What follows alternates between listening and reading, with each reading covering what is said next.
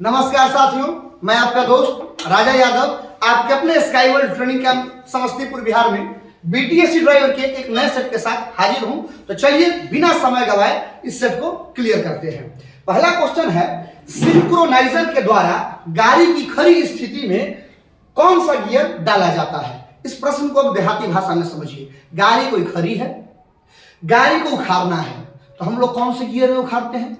आगे की तरफ चलना है तो 1 नंबर गियर में उखाड़ते हैं, पीछे की तरफ चलना है तो रिवर्स गियर में डालते हैं। तो इसका सही उत्तर क्या हो गया? पहला एवं रिवर्स गियर। ठीक है, तो सिंक्रोनाइजर के द्वारा गाड़ी का पहला गियर और रिवर्स गियर डाला जाता है। अगला क्वेश्चन पर चलते हैं। सन व्हील किस प्रकार के गियर बॉक्स में प्रयोग किया जाता है? देखिए, बहुत साधारण सा क्वेश्चन है। सन व्हील किस प्रकार के गियर बॉक्स में प्रयोग किया जाता है? तो प्लैनेटरी गियर बॉक्स। कैसा gear box? Planetary gear box. कई प्रकार का गियर बॉक्स होता है, मैश टाइप यानी जाल टाइप का भी गियर बॉक्स होता है और प्लैनेटरी गियर बॉक्स भी होता है, सिंक्रोमैश भी होता है।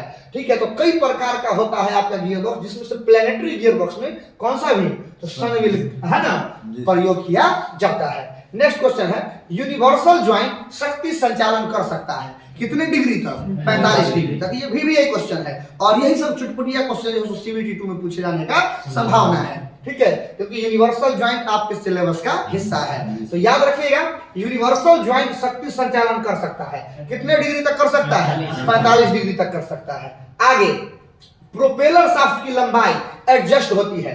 प्रोपेलर शाफ्ट का लंबाई कम करना है या बढ़ाना है? किसके द्वारा कम या ज्यादा कर सकते हैं? तो स्लिप ज्वाइंट के द्वारा। किसके द्वारा कर सकते हैं? स्लिप ज्वाइंट के द्वारा। प्रोपेलर शाफ्ट की लंबाई किसके द्वारा कम या ज्यादा किया जा सकता है? तो स्लिप ज्वाइंट के द्वारा। ठीक है, नेक्स्ट क्वेश्चन है, डिफरेंशियल बैकलेस होनी चाहिए। डिफरेंशियल बैकलेस होनी चाहिए कितना mm? तो ये एक डाटा है जो कि आपको याद रखना पड़ेगा। 0.1 mm से 0.15 mm से 0.18 mm तक डिफरेंशियल बैकलेस कितना तक है तो चलेगा। ज्यादा है तो दिक्कत है, कम है तो कोई दिक्कत, मतलब कितना होना चाहिए आइडियली? तो 0.15 mm से 0.18 mm तक। ये क्वेश्चन उतना जरूरी नहीं भी है, याद भी रख सकते हैं। ठीक है, अगला क्वेश्चन है, 2 स्ट्रोक इंजन में पोर्ट का प्रयोग किया जाता है। पोर्ट का प्रयोग, अरे 2 स्ट्रोक इंजन में मोबिल नहीं बाहर से डालते हैं, क्यों डालते हैं? तो डालते हैं इंजन है ना ताजा ईंधन आने एवं जली गैस को निकालने के लिए। ईंधन यानी फ्यूल जो आए, डीजल जो आए सो एकदम फ्रेश आए और गैस जो है सो गैस आराम से बाहर निकल जाए। इसलिए हम लोग 2 स्ट्रोक इंजन में किसका प्रयोग करते हैं? पोर्ट का प्रयोग करते हैं। अगला क्वेश्चन है, सिलेंडर में पिस्टन के गति करने के अधिकतम उच्चतम बिंदु को क्या कहते हैं? टीडीसी। टीडीसी का फुल फॉर्म क्या होता है? Top dead centre. ठीक है, टॉप डेड सेंटर है ना, टॉप डेड सेंटर। ये उच्च बिंदु है। अगर निम्न बिंदु रहता तो बीडीसी। अगर उच्च बिंदु के जगह पर सवाल में निम्न बिंदु कर दिया जाए इसको कहते हैं बीडीसी, बॉटम डेड सेंटर। ठीक है, नेक्स्ट क्वेश्चन पर चलते हैं, सब हम लोग का पढ़ा हुआ है। ठीक है, अगला क्वेश्चन, डीजल इंजन में शक्ति प्राप्त करने के लिए डीजल को किस प्रकार जलाया जाता है? देखिए, पेट्रोल इंजन में पेट्रोल को चिंगारी मार के जलाया जाता है और डीजल इंजन को हम लोग बोले थे कंप्रेसर इग्निशन इंजन। हवा को इतना कंप्रेस किए कि उसमें चिंगारी बन गया, उसमें डीजल आया कि डीजल में आग लग गया।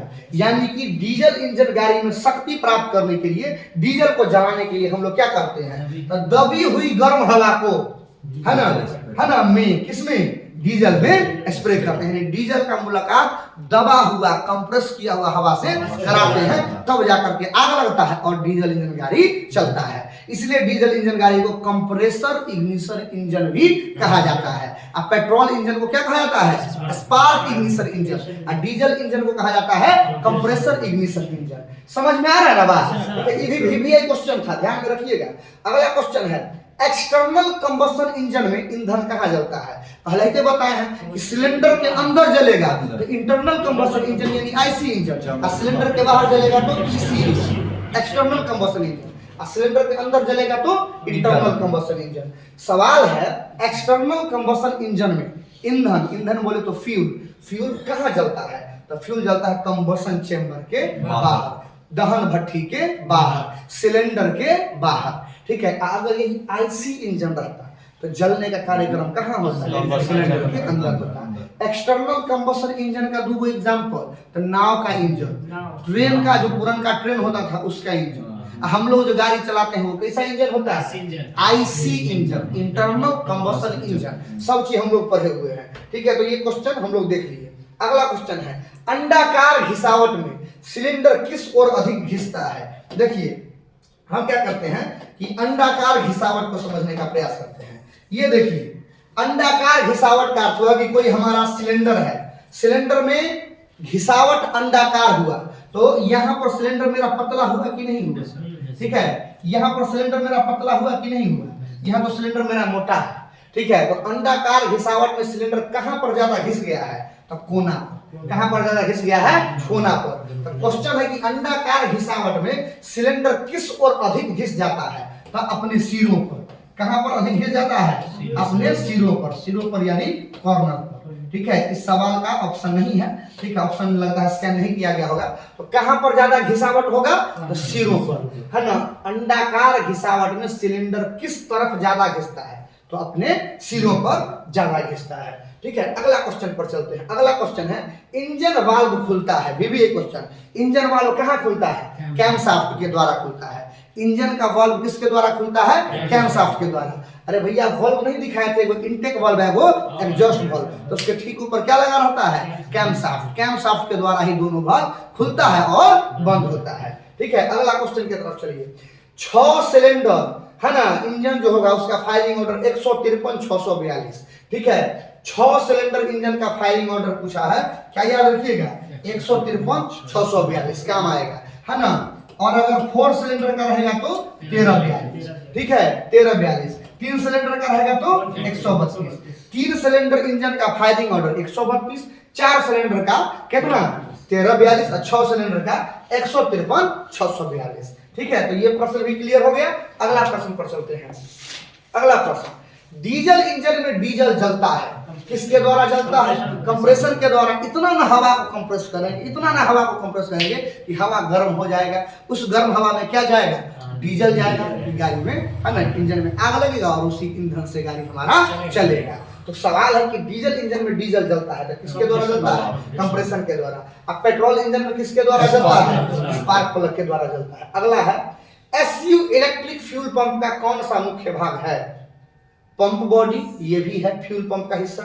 नॉन रिटर्न वाल्व, ये भी है फ्यूल पंप का हिस्सा। डायफ्राम, ये भी है फ्यूल पंप का हिस्सा। ठीक है, और उपयुक्त सभी, यानी इसका सही उत्तर क्या हो गया, उपयुक्त सभी। अब कहेगा कि सर ये फ्यूल पंप क्या होता है, आप लोगों को हम बताए नहीं है, FIP याद कीजिए, FIP फ्यूल इंजेक्शन पंप। ठीक है, तो फ्यूल इंजेक्शन पंप का मेन हिस्सा कौन हुआ, पंप का बॉडी भी, बॉडी। ठीक है, रिटर्न वाल्व, और रिटर्न नहीं मानता है, तेल जो जाता है डीजल, तो फिर उसका क्या होता है, रिटर्निंग भी तो होता है, रिटर्न वाल्व। और ये डायफ्राम, डायफ्राम देता है, समझता है कि कितना तेल को अंदर जाने देना है या कितना तेल को बाहर रखना है। बात आया समझ में। तो फ्यूल पंप, जिसको हम लोग FIP फ्यूल इंजेक्शन पंप बोले थे, उसका बॉडी भी उसका मेन हिस्सा है ना। रिटर्निंग वाल्व भी उसका मेन हिस्सा है, कितना तेल अंदर रहेगा और कितना तेल बाहर आएगा। डायफ्राम, कितना तेल को अंदर जाने देना है, ये सब किसका मेन हिस्सा है, FIP का। तो सही आंसर हो गया उपयुक्त सभी। ठीक है, तो ये सेट भी लगता है कि हम लोग का समाप्त हो चुका है। मिलते हैं अगले वीडियो में अगले सेट के साथ, तब तक के लिए शुभ रात्रि।